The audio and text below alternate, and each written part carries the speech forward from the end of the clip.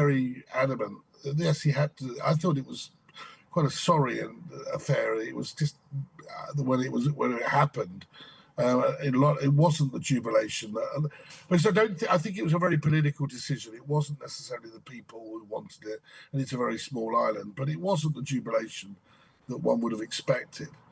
But he was very keen to say that Britain must continue, and the Commonwealth must continue to support Barbados, because when things happen, terrible storms, terrible hurricanes that wreck the place, they need the support. So he stressed that very much.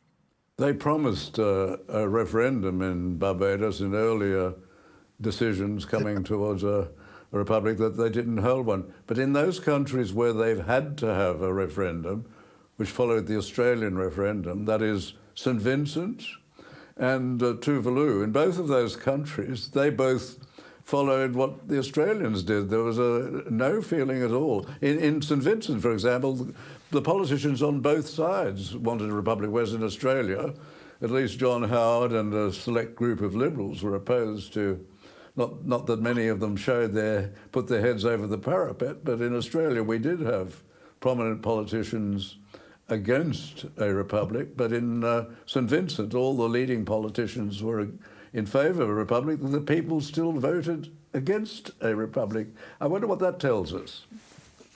Well, I think that people are wiser sometimes than politicians, and they've got more understanding of a system than maybe politicians give them credit for. I remember being in Grenada with or was it one of the I can't exactly remember, but I'm talking to the Prime Minister, who was very much he'd been Prime Minister for 20 odd years, and they were trying to oust him, and he was much Republican.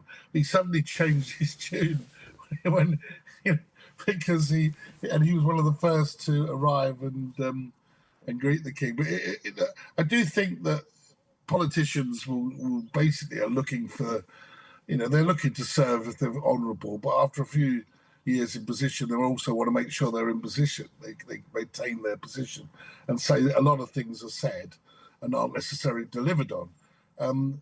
But I think the Crown, ultimately, in those smaller countries, is seen as above politics, and therefore there's another, and that there's somebody else that will be there to influence decisions that make sure that they're looked after in terms of if there's aid coming to them.